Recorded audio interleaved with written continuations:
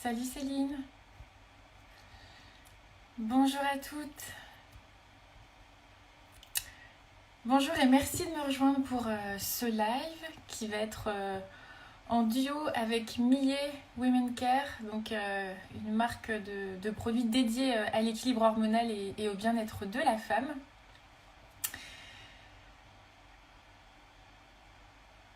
Voilà, on va pouvoir commencer. Super. Hop. Je pense que c'est Caroline qui va nous rejoindre. Donc, on va parler effectivement du microbiote. Bonjour Hello Caroline. Céline, ravie de te rejoindre. Bah écoute, moi aussi, je suis ravie effectivement qu'on puisse faire ce nouveau live ensemble. Et merci pour ce sujet parce que tu vois, on a eu plein de commentaires. Je pense que c'est un sujet dont on parle trop peu. Tu as fait beaucoup de posts sur le microbiote vaginal récemment et c'est vrai que c'est très bien de le mettre en lumière parce qu'on parle beaucoup de la flore intestinale et beaucoup de choses et trop peu de ce sujet. Et nous, on a beaucoup de personnes que ça intéressait voilà, de t'entendre parler aussi autour de tes recherches sur le microbiote. Et je pense que c'est un sujet clé pour l'équilibre intime. Oui, tout à fait. Et puis c'est vrai que, alors, moi je le vois aussi beaucoup dans les rendez-vous, hein, le nombre de femmes, et ça doit remonter chez vous aussi, hein, mais qui souffrent effectivement de mycose, de vaginose, de sécheresse vaginale de manière générale. Un sujet tabou, puisque forcément touchant à l'intime, on n'ose pas forcément en parler Ouais. facilement aux médecins, aux gynécologues, parce que des fois, bah, ça nécessite entre guillemets un examen, et c'est vrai qu'on rechigne toujours un petit peu à se faire examiner à ce niveau-là. Donc effectivement, l'idée pour moi, c'est voilà, de mettre un peu en lumière tous ces sujets. Et Mhm. dans ce cadre-là, comme je sais que voilà, vous avez développé un produit, d'ailleurs, que j'ai ici pour le coup, puisque moi, je l'ai à la maison. Et l'idée, c'était voilà, d'expliquer un petit peu bah, tout ce qui comment dire, entre en ligne de compte sur ce sujet de l'hydratation intime. Moi, je voulais aussi préciser que ça ne se limite pas à la ménopause, puisqu'il y a plein de périodes de la vie d'une Complètement. femme et on va en Ouais. parler. Voilà, alors déjà, est-ce que tu peux présenter un petit peu Millet pour les personnes, par exemple, qui ne connaissent Oui, pas tu as la raison. marque? J'oublie toujours de le faire et je te remercie beaucoup pour l'invitation. Donc Millet, c'est effectivement, ça correspond tout à fait à ce que tu dis. C'est une gamme qui s'est développée sur le constat qu'il y avait des tabous féminins qui étaient trop peu explorés, souvent trop peu identifiés par les femmes elles-mêmes. Et la sécheresse vaginale ou l'inconfort intime, on est pile poil dedans. Et en fait, de se rendre compte, voilà, donc moi j'ai des personnes qui m'ont approché, parce que ça fait 15 ans que je suis dans le bien-être et la beauté, donc je suis passée voilà, par Caudalie, beaucoup de marques naturelles et bio. Et en fait, quand des amis sont venus me voir, notamment pour des problèmes de sécheresse intime, je me suis rendu compte qu'il n'y avait rien que je me serais appliqué moi-même sur le marché, en screenant les distincts. Alors comme tu le sais, j'ai ma petite névrose des perturbateurs endocriniens notamment qui est un sujet extrêmement complexe niveau formulation. Et je me suis retrouvée face à deux types de formules, en fait, soit des formules extrêmement basiques, soit des formules vraiment pas du tout clean, en fait. Et donc potentiellement perturbatrices. Et ça, on en reparlera parce qu'il y a de plus en plus d'études qui sortent avec des impacts notamment sur la fertilité et d'autres choses.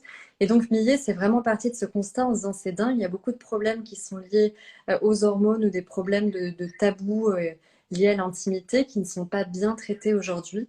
Et donc, on s'est dit qu'on allait prendre voilà, le sujet en main et travailler avec des experts engagés pour les femmes. C'est notamment pour ça qu'on te rencontre en partie, mais aussi beaucoup voilà, de gynécologues, d'endocrinos. On a essayé d'avoir un spectre d'experts large et de communiquer avec les femmes qui avaient ce type de problème et les experts pour voir où le bas blessait et comment il fallait développer les produits les plus complets possibles.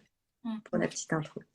C'est vrai que c'est important parce que comme tu le soulignes très bien, il y a plein de produits et moi je vais faire une série de lives aussi. Là on parle de l'hydratation intime mais il y en a plein d'autres, hein. Il y a les préservatifs, les protections menstruelles, tout ça c'est des lives que je vais aussi porter dans les prochaines semaines. Qu'on s'applique sur des zones bah, qui sont quand même assez enfin, vascularisées C'est en tout cas. hyper Voilà. sensible. Les muqueuses, surtout, c'est extrêmement sensible. Ça absorbe beaucoup plus que d'autres endroits. Tout à fait. Tu as raison.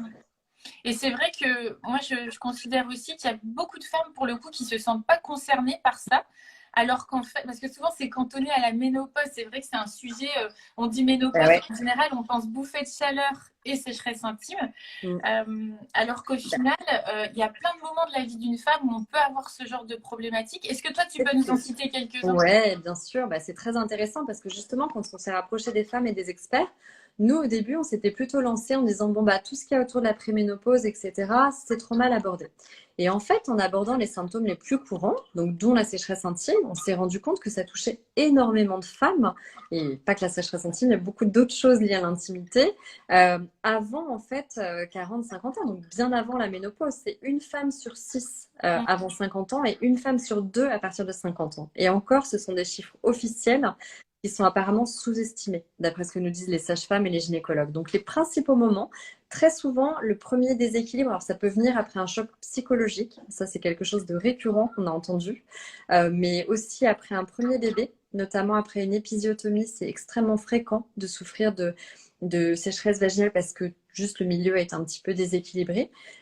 Et également après, suite à des problèmes alimentaires, des femmes notamment qui ont des problèmes, tu vois, d'anorexie ou de choses comme ça, il y a très souvent, c'est très souvent lié avec une acidose vaginale et d'autres choses notamment. Donc, c'est les phases les plus fréquentes après un bébé, on va dire, après un choc psychologique ou après un traitement. Quand tu as des traitements antibiotiques aussi sur le long La cours. kiné aussi, ouais. On a beaucoup parlé du lien entre antibiotiques et flore intestinale. Bah, il y a un lien aussi très très clair entre antibiotiques et flore vaginale, puisque de la même manière, ça va forcément balayer un petit peu les bonnes bactéries et empêcher la diversité aussi de la flore vaginale. Donc, il y a aussi des problèmes sur des traitements hormonaux ou antibiotiques au long cours qui peuvent venir perturber la zone. Donc Ouais. voilà. Et puis après 50 ans, c'est vrai que malheureusement, c'est vite une femme sur deux parce que ça, c'est la baisse oestrogénique qui entraîne des modifications. Et selon, encore une fois, l'hygiène de vie, ce qui est magique avec le corps, c'est qu'on se rend compte que quand on le prend à temps, bah, finalement, il y a beaucoup de choses où le corps peut revenir à son état d'équilibre et redémarrer. C'est vraiment, voilà, le corps va se focaliser sur là où on s'y intéresse, en fait. Donc, ce qui est très important pour la zone intime, c'est de ne pas trop laisser traîner la situation parce que ça peut aboutir à des phénomènes vraiment d'atrophie vaginale.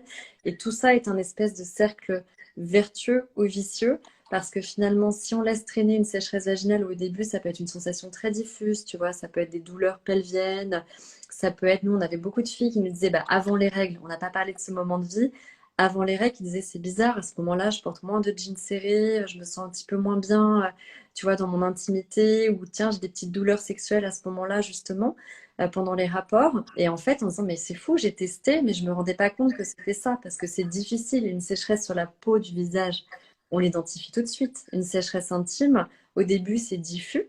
Et après, ça peut devenir très handicapant si on laisse la situation se détériorer, parce que ça ouvre effectivement une potentielle atrophie. Tu as des rétractations des tissus, donc ça devient de plus en plus douloureux. Puis après, c'est la porte ouverte à plus d'infections, à plus de choses. Mais effectivement, j'ai tendance à dire que quand on sent qu'on a un petit inconfort, même diffus, ou alors, comme tu disais, des vaginoses ou des mycoses qui reviennent à des moments précis du cycle, c'est un signe d'alerte, de Tout à déséquilibre. fait. Tout à fait. Et c'est vrai que pour comment dire, resynthétiser un petit peu ce que tu as dit, c'est vrai que souvent on va retrouver ça à des périodes de déséquilibre hormonaux et notamment en termes de carence œstrogénique. Mm. Et par rapport au traitement, donc tout ça, effectivement, c'est vrai. Et moi, je voudrais aussi insister sur quelque chose aussi qui me paraît important. C'est effectivement toutes les femmes aussi eh bien, qui subissent des chimiothérapies. C'est vrai que moi, je connais une épidémie de cancer du sein de femmes jeunes autour de moi, c'est hallucinant. Bah, il Et il suffit de faut. regarder les chiffres, hein. C'est marrant parce qu'on communique presque plus sur le fait qu'on le soigne de mieux en mieux, ce qui est tout à fait vrai. C'est mieux détecté, c'est mieux soigné, mais on communique pas sur le fait qu'il y a une incidence qui explose ces dernières années. Ce que tu vois, c'est juste la réalité. Et C'est surtout pareil. les femmes jeunes en plus, hein. C'est vrai Ouais. que c'est. Et bah, ça touche plus les femmes jeunes aujourd'hui. Tu as raison, c'est plus entre 30 et 40 ans que l'incidence augmente. Ouais. Et du coup, c'est vrai qu'aussi les chimiothérapies vont Ouais. aussi entraîner un vrai dessèchement de toutes les Complètement. muqueuses. Et au-delà même, enfin, je veux dire, sans parler de comment dire, de la visée rapport sexuel, rien que pour le confort de la femme, ça peut être hyper important et intéressant Ouais. d'utiliser ce genre de produit pour justement hydrater Oui, cette tu zone. sais, des femmes, donc il y en avait qui se rendaient compte, on disait l'inconfort qui portaient pas de jeans serrés, par exemple, avant leurs règles. Ben, c'est les mêmes qui me disaient, tiens, c'est marrant, quand je faisais des étirements ou des choses au yoga, j'avais une espèce de sensation de douleur au niveau pelvienne, mais encore un peu diffus. Le problème de la zone, c'est que c'est souvent diffus. Mais, ou alors une sensation un petit peu de pesanteur aussi. Ce genre de mot est revenu quand on marche à un moment du cycle. Et bien, tout ça, c'est qu'il y a quelque chose à vérifier. C'est très central, comme tu dis. Il ne faut jamais laisser s'intérieur parce que c'est vraiment au centre de notre corps et de notre bien-être. Et c'est une zone qu'on a tendance à oublier par rapport à d'autres parce que ce n'est pas visible. Et effectivement, c'est extrêmement, extrêmement important d'être attentif à ça. Surtout s'il y a un espèce de côté cyclique et que ça se répète ou que ça se détériore. C'est vraiment pas normal. Le moindre rapport où on a mal ou quoi que ce soit, il faut vraiment aller regarder ce qui se passe. Tout à Ouais, fait. ça, c'est effectivement très important. Après, il y a d'autres choses aussi qui vont jouer aussi sur tout ça et je voulais aussi en parler, c'est l'utilisation des fois de savons non adaptés, les lingettes, l'épilation aussi. C'est vrai qu'il y a eu une grande mode et je pense que c'est sur le cas de l'épilation Ouais. intégrale Le aussi. poil protège. Ouais. Merci Céline. Très important de remettre le poil à la mode. Non, mais les poils ont une vocation très claire. Et alors, c'est marrant, je ne sais pas si tu as vu ça. Non seulement ça protège la zone, parce que c'est un côté un petit peu barrière, mais en plus ça l'hydrate. Parce qu'il ne faut pas oublier que le poil, il y a le sébum aussi qui va glisser, qui va protéger. Et effectivement, ça rafraîchit également. C'est-à-dire que quand on a un coup de chaleur et que justement on transpire plus, et, ben, en fait, tu sais, toute cette fameuse mode des bains, ce qu'on appelle des bains frais, etc., c'est pour retranscrire l'effet fraîcheur pour des femmes qui ont justement des épilations trop fortes et donc il n'y a pas cet effet de rafraîchissement avec la sueur qui peut stagner. Donc les poils ont un rôle essentiel, ils ne sont pas là par hasard. C'est pas toujours sexy de le dire, mais il y a une vraie vocation physiologique des poils à être là. Il ne faut pas trop abuser sur la partie épilation parce que c'est utile, surtout quand on a des problèmes dans la zone. Ouais, merci de le dire parce que je n'aurais pas pensé. Et effectivement, alors pour revenir un petit peu aux produits, tu disais au marché, c'est très difficile à lire pour les femmes. On s'est rendu compte que nous, en discutant avec elles, elles disaient, mais d'une part, j'ai soit des lubrifiants, des choses, mais bon, moi, c'est pas ce que je recherche. C'est très glissant et on a eu beaucoup de femmes qui nous disaient, mais les textures coulent énormément, donc c'est pas agréable à porter. Voilà, c'est pas discret. Enfin, c'était pas agréable pour elles, si tu veux. C'était un peu comme des règles et ça durait pas dans la durée. Ou alors, il y avait des choses très médicales, tu vois, des ovules à base d'hormones. Et elles disaient, c'est très efficace sur le coup.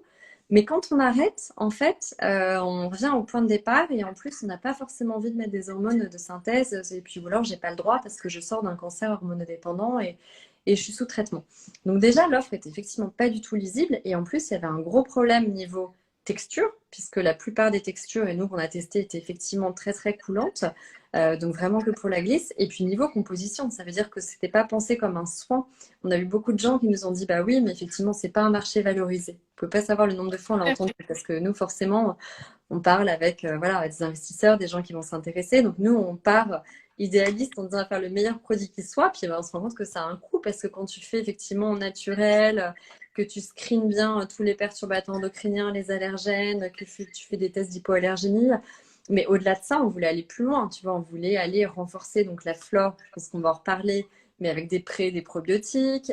On voulait aussi que c'est un effet vraiment hydratant longue durée, on voulait que ce soit proche des sécrétions naturelles, parce que c'était vraiment une demande des femmes. Donc, comment on va travailler un mix de gomme et de texture pour être très proche de nos sécrétions naturelles. Voilà, donc, et tout ça, en fait, de penser comme un soin visage, tout simplement. Et en fait, c'était vraiment ce qui était absent du marché et ce qui nous a fait réagir, quoi, qui nous a dit, c'est pas possible. Il est temps que le marché se démocratise parce que aujourd'hui, c'était vraiment pensé soit en lubrifiant en texture inerte, soit vraiment en soins médicaments. Tu vois, quand il est un peu tard et que je passe à des hormones parce que vraiment, il faut éviter que la situation se dégrade. Or, il y a vraiment moyen de trouver des bons actifs. Tu vois, l'extrait de muguet bleu notamment qu'on a est hyper intéressant. C'est un actif qui est souvent utilisé sur le visage mais qui a été testé sur les muqueuses, qui permet aussi de renforcer la densité d'innervation de la zone. Et pourquoi ça c'est intéressant? On parlait de c'est le corps qui focalise son énergie là où c'est nécessaire. Quand tu as la peau sèche, que ce soit sur le visage ou la zone intime, la première zone qui va trinquer, c'est les cellules nerveuses. C'est celles qui sont à la surface de la peau. Donc ta densité d'innervation à la surface de la peau va être moins forte. On le sait très bien. Les personnes qui ont les peaux très sèches ou les peaux très ridées, tu sais, ont un petit peu moins de sensation que quand tu as une peau justement bien nourrie et plumpy. Et ben c'est la même chose qui se passe au niveau de la zone intime. Le fait de renforcer la densité d'innervation de la zone va relancer automatiquement le cercle vertueux de lubrification naturelle. Donc ça veut dire qu'au-delà de ne faire que pansement, si tu veux, inerte et juste la glisse, tu vas vraiment aussi faire en sorte que entre ta flore vaginale rééquilibrée et effectivement la densité d'innervation de la zone, de relancer naturellement la lubrification du corps, en plus de l'effet que tu apportes. Donc c'est vraiment cette idée, en fait, c'est d'en mettre de moins en moins et de le faire comme un soin, en fait. Oui, c'est ça. C'est-à-dire que moi, dans mon esprit, comment dire, effectivement, le lubrifiant, ça va être quelque chose qu'on va utiliser ponctuellement, par exemple, pour faciliter La avoir glisse. des gels, voilà, par exemple. Et puis, il y a ce type de produit qu'on peut vraiment utiliser comme un soin tous les jours pour apporter le confort. Et en plus, on peut peut-être parler de sa composition, mais du fait de sa composition, il y a une action qui est un peu prolongée, enfin, en tout cas, à effet Tout à fait. prolongé. Alors oui, les deux choses qu'on a fait, parce que c'était aussi une demande des femmes, il y avait des femmes qui pensaient juste avoir besoin d'un lubrifiant de temps en temps, mais qui disaient c'est quand même ce qui est super gênant, c'est de devoir tout le temps le mettre avant un rapport. Parce que du côté coulant, etc., puis en fait c'est très coulant, très glissant, mais donc c'est non persistant, puisque Oui. c'est le faible. Et résultat, bah, nous, les deux options qu'on voulait, c'était d'abord quelque chose de très confortable à porter, c'est-à-dire qu'on puisse, et puis qu'on puisse appliquer plusieurs heures avant un rapport et que ça fonctionne. Ça, c'était vraiment important. Et donc, on a travaillé par deux côtés, évidemment, la densité de la texture. Je pourrais montrer, mais quand on le met sur la main, vraiment, Oui, c'est je très l'ai adhérent. utilisé, c'est vrai. Et bah oui, parce que c'était très différent. On a vraiment comparé avec beaucoup de textures et ceux qu'on trouvait plutôt intéressants. Et à chaque fois, on les trouvait trop coulants. Et on nous a dit, encore une fois, mais vous allez un peu contre le marché. Ben non, on va pas contre le marché. On a entendu les femmes et à chaque fois, elles disaient, c'est ça qui pêche. Et de l'autre côté, en fait, on a mis un mix de gomme qui permet en fait à la texture de cibler, parce que la muqueuse est une zone très particulière, très humide forcément. Donc c'est un assemblage de gomme qui va permettre de cibler plus spécifiquement les zones sèches et d'y adhérer. C'est-à-dire que la texture va se répartir en ciblant. Et il y a une espèce de côté, alors elle n'est pas collante à la texture, mais oui, ça va plus adhérer en fait, ce qu'on appelle une texture bioadhésive qui est vraiment travaillée pour adhérer à la muqueuse et ce qui permet de le mettre plusieurs heures avant un rapport. Et nous, on était hyper ravis parce qu'un des points clés qu'on a fait pendant notre test d'usage, quand on a testé par un laboratoire, la sous contrôle gynéco, on a dit est-ce que, et elles avaient 20 jours de test, hein, qu'on avait beau stressant, est-ce qu'elles arrivent à l'appliquer de moins en moins dans le temps? C'est-à-dire que tu passais de une ou deux applications quotidiennes à une seulement par jour ou une tous les 2 jours. Et c'est ce qui s'est passé sur 20 jours sur certains profils de femmes. Et pour nous, c'était clé parce qu'on pense que c'est quand même contraignant quand on a ça, comme tu le disais, c'est difficile à vivre, on s'en rend pas toujours compte, on n'a pas envie d'en mettre matin, midi et soir. Et donc c'était très important pour nous d'avoir ce genre de texture et d'action qui permettait d'en mettre de moins en moins. Tout à fait. Ouais, il y a un effet qui est prolongé dans le temps du fait de la compo aussi qui est ultra Ouais, intéressante tout à avec fait. l'acide hyaluronique Mm. Ah notamment, bah, l'acide le hyaluronique, miquet. ouais, le propandiol, c'est extrêmement intéressant. Ça sonne mal comme ça, mais c'est un actif humectant qui est incroyable et qui fonctionne en synergie de manière très très intéressante avec l'acide hyaluronique. Voilà. Et D'ailleurs, excuse-moi, je te dis-moi. coupe mais pour bien expliquer, parce que c'est vrai que le nom fait très chimique en soi, mais c'est un dérivé du maïs.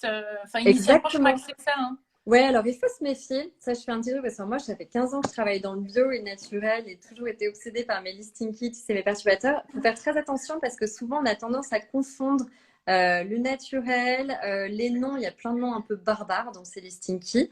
Effectivement, aujourd'hui, il y a notamment la biotech. Moi, j'ai la biotech verte, auquel je crois beaucoup, ce qu'on appelle la chimie verte, en fait, qui pour moi est vraiment l'avenir du bio parce qu'aussi à un moment, on va pas pouvoir utiliser tous les plants de bio. Enfin, ce serait complètement absurde, tu vois, pour faire ça. Et donc, c'est des techniques de fermentation qui sont notamment très intéressantes dans le complexe de pré et probiotiques aussi. C'est des fermentations de fibres ou de maïs ou de céréales ou de levures qui ont des effets extrêmement intéressants et c'est entièrement naturel puisque c'est ce qui se passe en fait dans la nature. Ce sont les bonnes bactéries exactement qu'on retrouve dans la nature comme les lactobacilles et toutes ces bonnes bactéries dont on parle souvent. C'est de la fermentation naturelle en fait de sucre ou de levure. Et donc, c'est des noms qui font un peu peur sur le papier mais qui sont extrêmement naturels. Et attention à l'effet inverse, on survalorise parfois le côté sain du naturel. Il faut savoir aussi que dans le naturel, quand on a tendance à remplacer tous les parfums ou autre chose par des huiles essentielles, les huiles essentielles, parfois on met ah bah tiens j'ai des huiles essentielles mais j'ai pas de parfum. Bah, oui, mais sauf que les huiles essentielles, c'est du parfum en tant que tel, c'est ultra concentré. Il y a plein de qualités sur les huiles essentielles, mais c'est bourré d'allergènes, de linalol, de limonène. On retrouve les mêmes molécules que dans des parfums chimiques. Donc attention à ne pas faire, et ça peut être très irritant. Donc quand tu parlais d'hygiène intime, il n'y aurait rien de pire. J'ai vu parfois sur des forums des femmes qui disaient bah tiens, je mets un peu d'huile essentielle de titri avec ça. Et les huiles essentielles, c'est magique pour plein de choses, mais c'est extrêmement puissant. Et attention, surtout sur les zones sensibles, c'est vrai, ça peut être extrêmement décapant. Donc oui, il y a des dents qui font peur. Moi, je peux me détailler toute la listing qui, comme je disais, on a revu. En plus, on a vraiment un expert toxico qui a bossé à l'OCDE sur des parties justement comment dire, perturbateurs endocriniens. Donc, on a fait très, très attention de bien évacuer tous les potentiels perturbateurs endocriniens parce que si on sait qu'il n'y a pas d'effet de seuil, c'est-à-dire qu'on ne sait pas, il y a un effet en U, tu sais, parfois moins on est exposé. Voilà, donc c'est le gros problème. Donc ça a beaucoup servi pour les industriels pour dire, ah bah oui, bah comme on ne sait pas, faisons ce qu'on veut, entre guillemets.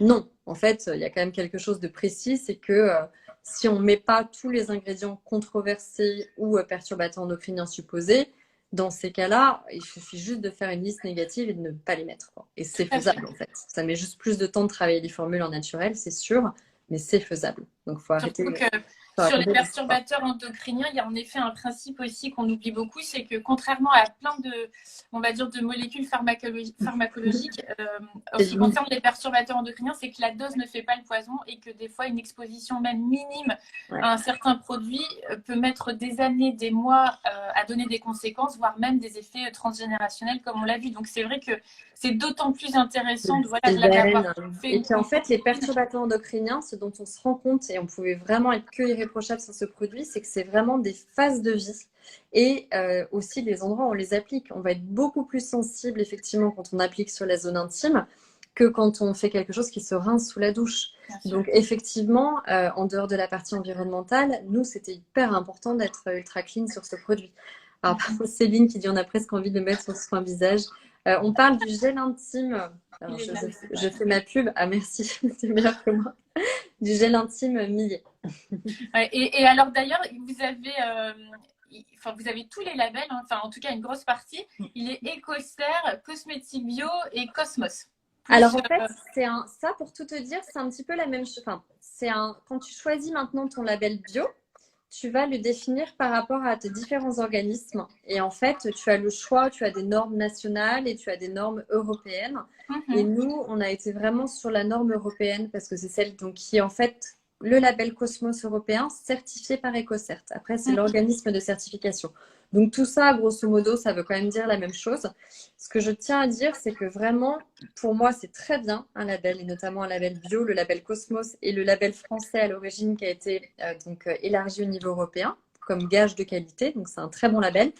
Mais ça ne suffit pas. C'est-à-dire que nous, on a été quand même plus loin que ça. C'est-à-dire que c'est très important tu vois, on parlait des huiles essentielles, des allergènes, c'est typiquement souvent dans le label, je trouve que c'est un peu le seul défaut d'ailleurs du label bio, c'est d'avoir tendance à autoriser des huiles essentielles, toutes les huiles essentielles dans le label Cosmos, alors que, attention, moi je vois les codes de cosmétovigilance et autres exploser.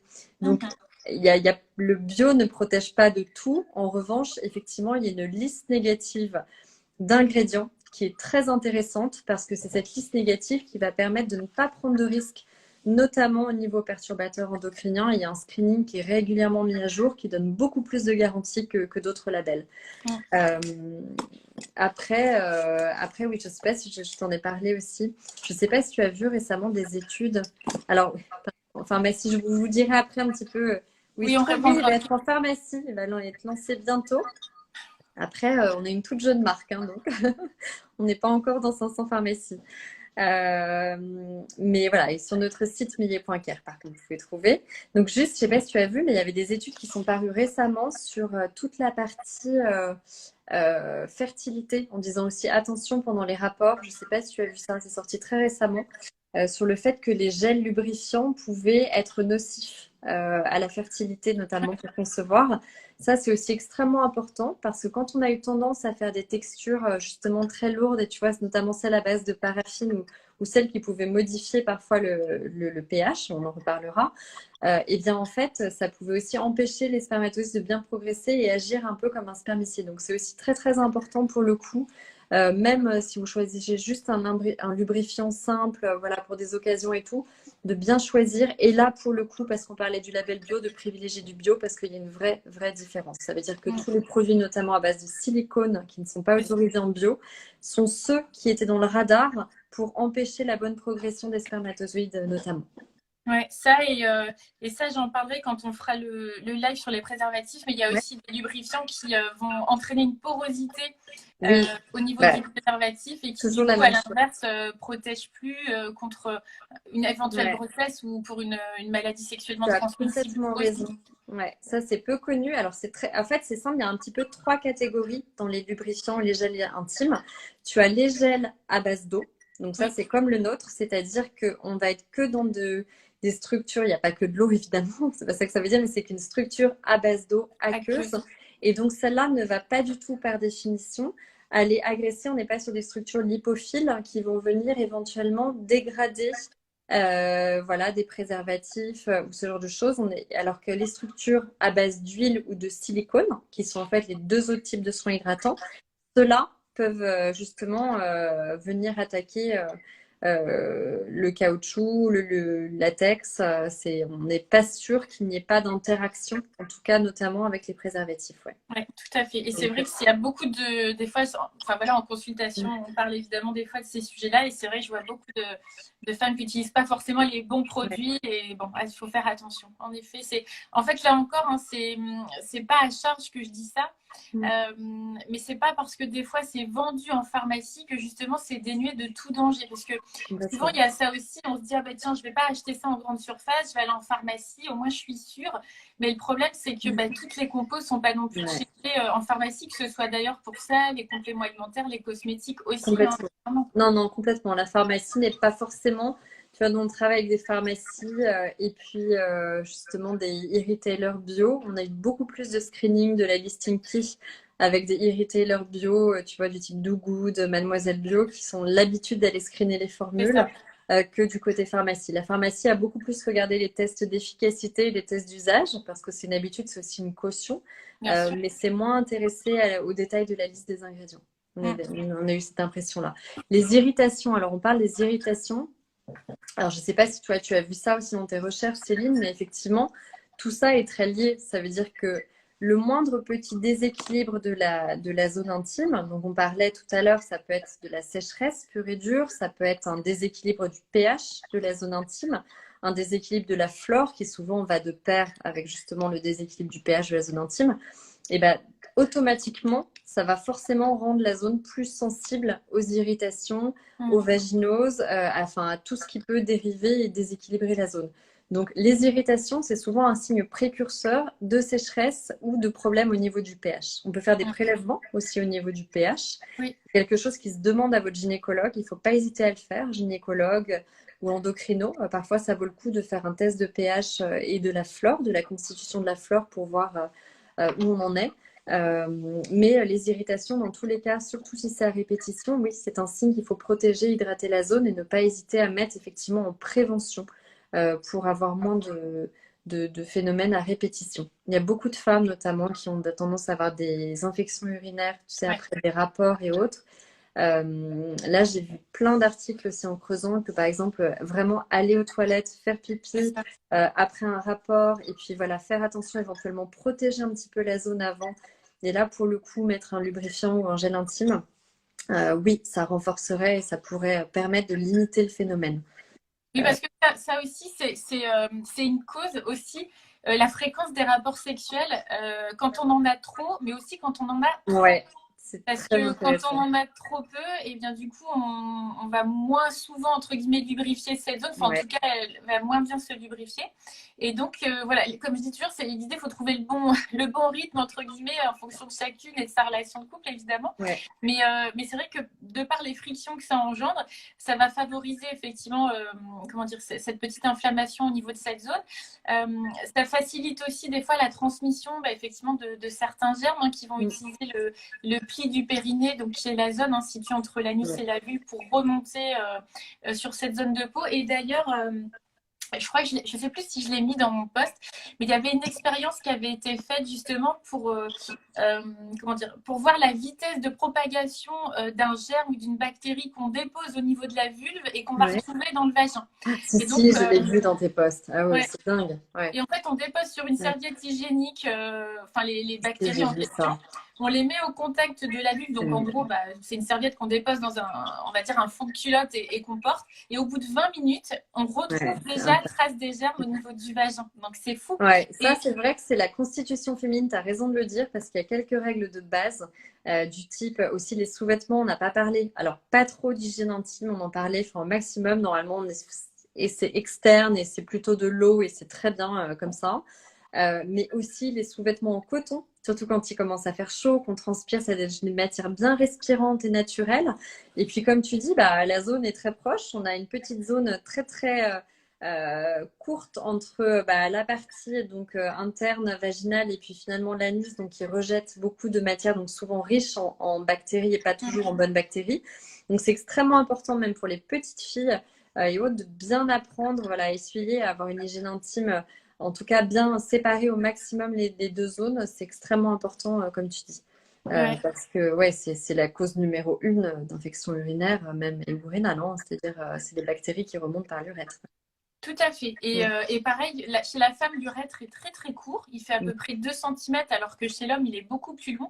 Et ce qui explique aussi pourquoi les femmes sont beaucoup plus sujettes aussi aux cystites. Hein, finalement, c'est vrai que je ne connaissais plus la statistique, mais je crois que c'est 3/4 des femmes hein, qui ont une cystite. Qui auront ou ont eu une cystite. Alors après, ce qui est très étonnant toujours, c'est que les femmes ont des ressentis très différents. Tu en as qui vont très très mal le vivre avec vraiment des brûleurs, des brûlures, des démangeaisons et tout ça très fortes et voilà, une incapacité, tu vois, pendant un moment. Et d'autres qui vont même pas s'en rendre compte, où ça va aller jusqu'à l'infection rénale, jusqu'à ce qu'elles s'en rendent compte. Donc c'est ça qui est très difficile aussi, qui est un point à souligner dans les tabous. Faire attention au moindre ressenti, ça peut être une démangeaison, ça peut être une petite sensation de brûlure un peu diffuse, ça peut être juste un inconfort de temps en temps, on parlait de moins mettre. Mais il faut faire attention à ça, il ne faut pas hésiter à se faire tester parce qu'on n'arrive pas à avoir, on va dire, des symptômes extrêmement identiques d'une femme à l'autre. C'est ce qui nous a beaucoup marqué pendant notre enquête.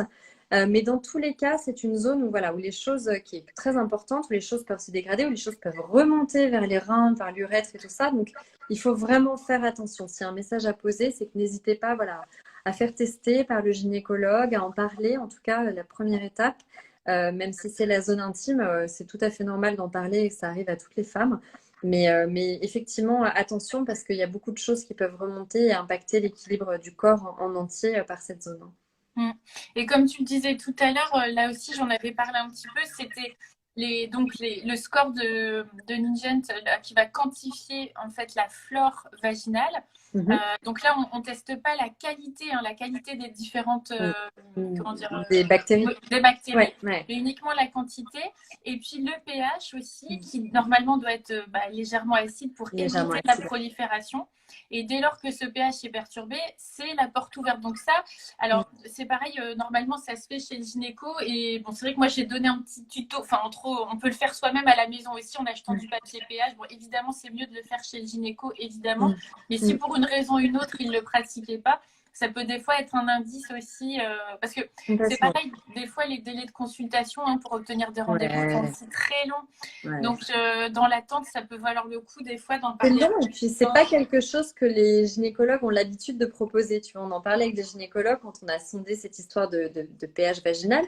Et très souvent, tu vois, même au niveau de la ménopause, donc quand tu as une baisse des oestrogènes, c'est là où naturellement ton pH a tendance à devenir un peu moins acide et donc créer la porte ouverte à plus de désagréments. Et en fait, ce qui est étonnant, c'est qu'ils ne le font pas forcément spontanément parce qu'ils disent bah non, nous on est médical et donc très souvent j'ai entendu s'il n'y a pas de problème visible d'atrophie vaginale ou ce genre de choses ou de prolapsus ou peu importe, on n'intervient pas. Donc on n'est pas dans la pathologie, mais justement on en parlait avec Céline, ne laissez pas dégrader. C'est un signal que le corps envoie. Donc dès qu'il y a le moindre inconfort, vérifiez si l'hydratation. On n'a pas parlé des douleurs vulvaires, c'est aussi quelque chose qui revient beaucoup, qui est ressenti très différemment chez les femmes. Je pense qu'il y a beaucoup de choses. Il y a l'alimentation aussi qui s'est acidifiée. Ça, on ne parlait pas beaucoup, mais il y a aussi ça. Il y a le fait qu'on porte des vêtements souvent de plus en plus serrés, notamment les jeunes filles. Et bien, tout ça, ça peut créer effectivement des cas aussi de douleurs vulvaires. Pareil, c'est quelque chose dont il faut parler vite au médecin, tester, ne pas hésiter justement à mettre des soins très doux, mais ne surtout pas aller dans la surhygiène et ce genre de choses quand il y a des douleurs vulvaires, c'est pas du tout le point. Plutôt faire attention à la qualité des sous-vêtements, à l'alimentation, à l'hygiène de vie en général, mais il ne faut pas laisser traîner parce que ça ne peut que se dégrader si on laisse traîner. Tout à fait. Et ça, c'est vrai que j'ai prévu aussi un post. Alors, sur les cystites, il sort demain et sur Mais la toilette intime. c'est super ce que tu fais parce que tu ne veux pas savoir le nombre de questions aussi qu'on a. Et effectivement, on sent que les femmes sont aussi un peu perdues sur le sujet. Et je pense que c'est très important de remettre les choses au clair, ouais. De bien comprendre, comme tu dis, les types de produits, à quoi ça sert, les différences à base d'eau, à base d'huile, à base de silicone, quels sont les points auxquels faire attention.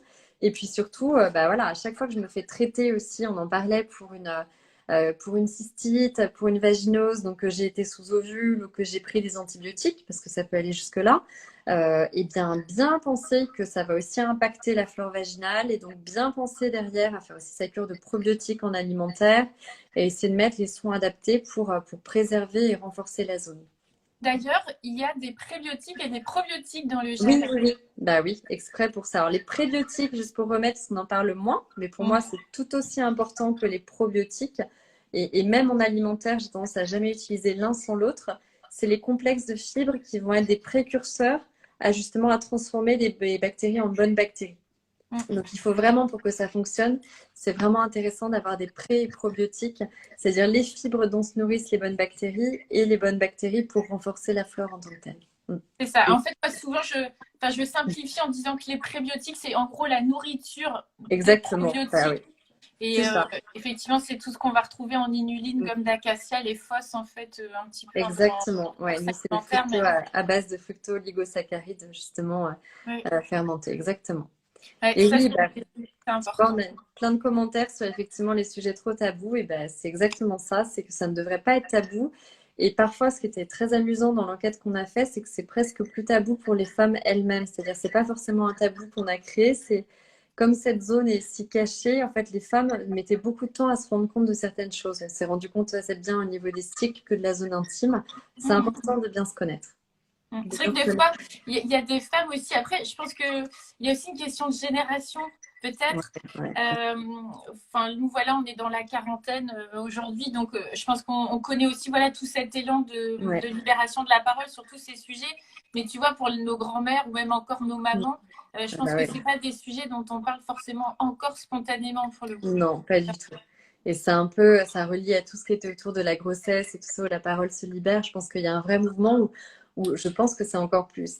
Tant qu'on visualise les choses et qu'on comprend ce qui se passe, le postpartum, la grossesse, l'intimité, on est vraiment dans ce mouvement-là. C'est-à-dire que plus on comprend, plus on aise, plus on sait réagir, bah, mieux ça va se passer. Et il y a peut-être certaines choses qui vont se remettre en place toutes seules. Mais au début, il y avait même des grands tabous. Et ce qui est intéressant aussi, c'est que il y a beaucoup de choses, on en parlait rapidement au début, de douleurs vulvaires notamment, de dyspareunie, de choses comme ça, qui sont vraiment liées aux neurotransmetteurs. Mm. Donc dans les recherches, on s'est rendu compte, tu vois, le vaginisme, qui est quand même quelque chose de très handicapant, effectivement, c'est donc des contractions incontrôlées du vagin qui peuvent parfois aller jusqu'à empêcher toute pénétration. Et bien en fait, c'est des choses qui perturbent beaucoup les médecins parce que ce ne sont pas des choses d'origine mécanique où il y a une cause-effet très identifiée.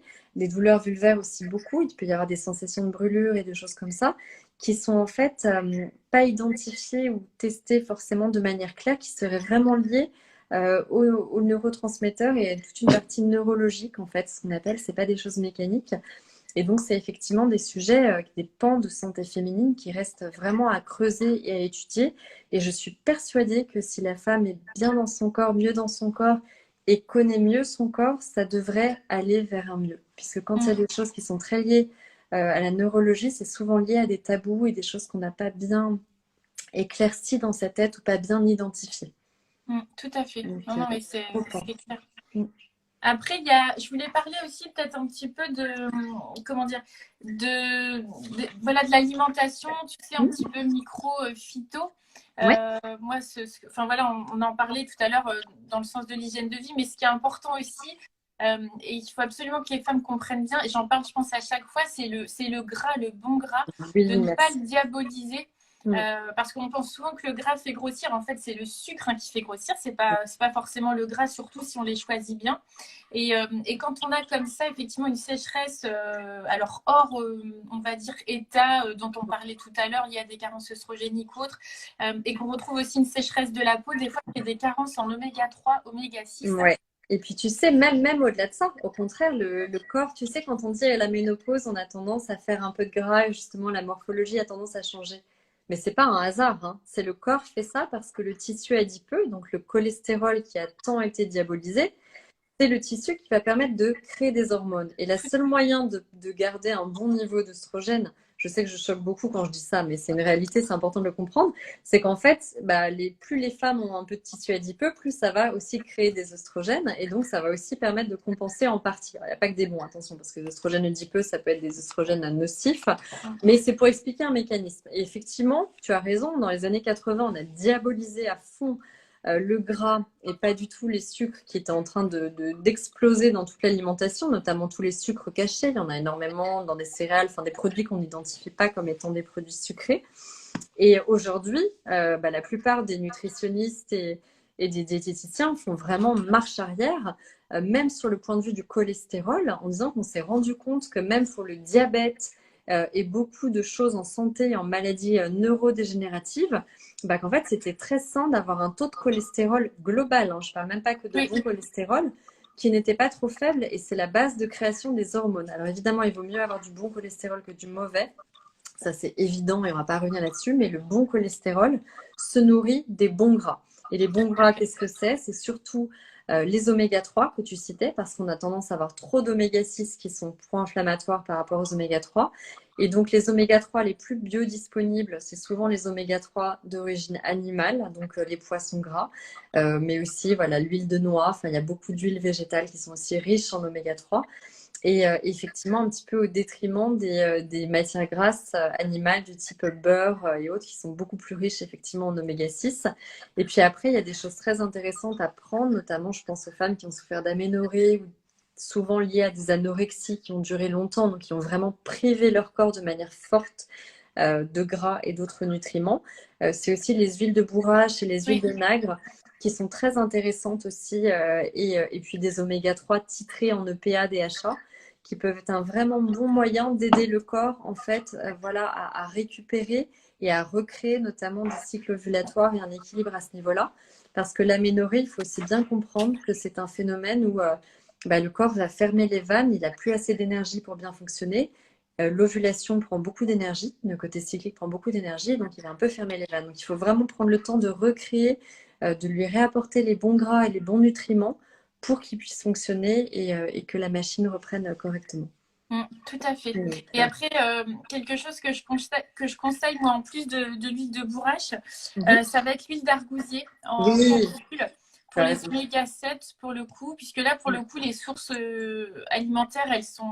Enfin, il n'y en a pas beaucoup. Il n'y en a pas. Et l'huile d'argousier, elle est plutôt bonne aussi là, pour agir sur notamment les muqueuses aussi, la peau sèche, ça joue très très bien aussi. Hyper intéressant, même sur les cheveux, il y a beaucoup de choses pour l'argousier. C'est un produit qui est très intéressant. Ouais. De lin, camine, chanvre, péria, oui, tout à fait. Ouais, il y en a plein. Noix aussi. Noix est très riche. Les oléagineux. Après, ce qui est intéressant, c'est de varier les sources. Par exemple, quand on dit qu'il faut plus d'oméga 3, aussi un point intéressant, et ben, c'est très bien de varier les poissons gras. Donc, on fait voilà, la truite, le saumon, mais aussi des huiles végétales, des oléagineux. Plus on va varier les sources, plus on va avoir une bonne biodisponibilité de ces acides gras. Ça, c'est très important. De ne pas être monomaniaque en disant je prends mes 2 cuillères d'huile par jour. C'est pas forcément le meilleur. Et les graines de lin, il y a beaucoup de graines, les graines de lin, les graines de chia, des choses comme ça, ont des apports aussi très intéressants. Les graines, ne pas oublier de les moudre, surtout avant de les consommer. Et après, il y a une plante aussi, moi, que j'aime bien. Alors, de manière générale, pour la femme ménopausée, mais pas que, aussi, voilà, à partir de la quarantaine, non seulement quand on est fatigué, mais si effectivement on a des problématiques de sécheresse, c'est la maca, qui agit aussi pas mal sur voilà, la libido. Ouais. Et sur la libido aussi, mais aussi sur la sécheresse vaginale pour le coup. Après, tu sais, les plantes, c'est toujours, ça dépend des femmes. C'est-à-dire qu'on ne pourra jamais avoir de réponse, comment dire, qui convienne à toutes parce qu'on est toutes voilà, très biochimiquement différentes. Tu vois, tu parlais des oméga 3, j'ai connu plein de femmes sur lesquelles ça a fait des miracles parce qu'elles en avaient besoin, très certainement, et donc ça a comblé un déficit. Moi, ça m'a jamais fait d'effet. J'ai toujours eu des taux d'oméga 3, je pense, tu vois, très élevés, alors que le magnésium m'a fait beaucoup d'effets parce que je pense que j'étais toujours carencée par plein de... Donc, c'est très important quand vous testez quelque chose. On parlait de l'huile de bourrache, tu parlais de la maca. testez un par un. Ne testez pas 40 plantes en même temps. Ne testez pas des produits avec 12 plantes, 15 vitamines et minéraux. Ça, c'est vraiment l'erreur basique. C'est très compliqué, la micronutrition. Il y a plein d'interactions qui peuvent se faire. On commence toujours par l'alimentation, parce que sinon, c'est un coup d'épée dans l'eau. Il n'y a pas de pilule miracle. Et après, effectivement, tester des plantes. Il y a des gens à qui la maca fait des effets dingues. Il y a aussi des gens à qui ça ne fait pas du tout d'effet. Mais donc, voilà, j'ai toujours un petit peu de mal à généraliser au niveau des plantes. Mais par contre, c'est quand même très important de tester ces plantes bien dosées, bien titrées, une à une. Ouais. C'est ça. En fait, je crois qu'il y a aussi un truc qui explique des fois aussi l'impact des plantes. Alors, il y a effectivement cette bio-individualité, qui est le principe que tu évoquais et que, voilà, qui est cher aussi, moi, dans mon approche. Je le mets toujours en avant aussi. C'est-à-dire qu'on est toutes différentes et du coup, les choses ne vont pas forcément agir de la même façon. Mais c'est vrai qu'au niveau des compléments alimentaires, des fois, on oublie de le dire aussi, mais il y a tous les jours, il y a je ne sais pas combien de marques de compléments qui se créent. Il y a tout et n'importe quoi, soyons clairs. Et c'est ça. Et du coup, des fois, pour une même plante, on va pas avoir la même origine, on va pas avoir le même titrage, il va y avoir des excipients, le dosage n'est pas le même. Enfin, c'est très compliqué. Et donc, c'est pour ça qu'il faut toujours essayer de comparer à complément alimentaire égal. Déjà, regardez les dosages, les labels. Il faut savoir qu'au niveau des plantes, il y a quand même beaucoup de choses très polluées. Moi, j'ai travaillé longtemps dans les compléments alimentaires. On s'est revérifié des lots, des baies de goji, des plantes qui se vendaient bio, qui étaient bourrées de pesticides. Donc, faire très attention à ça aussi. Des prestataires de confiance, évitez pour moi quand il y a plus de 4 vitamines ou minéraux. Bon, moi, je ne suis pas du tout parce qu'il y a trop d'antagonisme dedans. Alors, on demandait, le magnésium sous quelle forme? Le magnésium, voilà, encore une chose dont on parlait avec les oméga 3. Pour moi, l'idéal, c'est de varier les formes. Le bisglycinate, par exemple, toutes les formes ont leurs avantages et leurs inconvénients. Le bisglycinate, qui est une des formes que je préfère avec l'oxyde marin de magnésium, ça a une bonne biodisponibilité. En revanche, ça peut être un peu agressif sur l'estomac ou ça peut avoir des effets laxatifs. Donc en fait, il vaut mieux varier les formes et puis ne pas oublier les formes alimentaires. Le magnésium, une poignée d'amandes par jour, c'est très bon. Peut-être en les faisant tremper, Céline, tu en reparleras, toi, le côté alimentation. Mais le magnésium, voilà, il se trouve dans beaucoup d'aliments, la banane, etc. Et plus on varie les formes, mieux c'est. Et même au niveau des compléments alimentaires, c'est bien de ne pas prendre toujours les mêmes formes. Et qu'est-ce qu'on pense du donkai? Bah oui, l'angélique, c'est pareil. Ça fait beaucoup d'effets chez certaines femmes. Moi, la seule chose, alors le donkai, c'est l'angélique et on a choisi, en tout cas dans notre gamme, de ne pas prendre de phytohormones. Alors pourquoi? Parce que on voulait avoir quelque chose de très lisible. On parlait des perturbateurs endocriniens tout à l'heure. Les phytohormones, aujourd'hui, c'est un sujet, je pense, intéressant qui fonctionne très bien chez certaines femmes. Pour les femmes caucasiennes, on estime que c'est à peu près 30% des femmes qui réagissent très bien aux phytohormones, donc pour lesquelles les phytohormones ont un effet bénéfique. Donc là, on va parler des lignanes, donc le lin, on l'a évoqué, le soja, etc.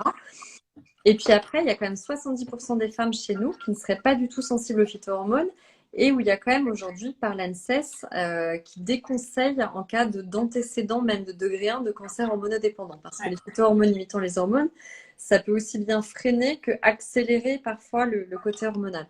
Donc nous, on a choisi de trouver des substitutifs, des choses qui n'avaient pas de phytohormones. Donc moi, j'ai tendance à éviter, en tout cas, encore une fois, pour essayer de conseiller les plantes qui conviennent le mieux à la plupart des femmes, d'éviter les plantes contenant des phytohormones. Et l'angélique en fait partie. Ouais, c'est vrai qu'on en avait parlé sur le soja, tu te souviens, lors du dernier live qu'on avait fait sur le compte de Millet. Et c'est vrai que moi, j'ai un peu j'ai la même approche.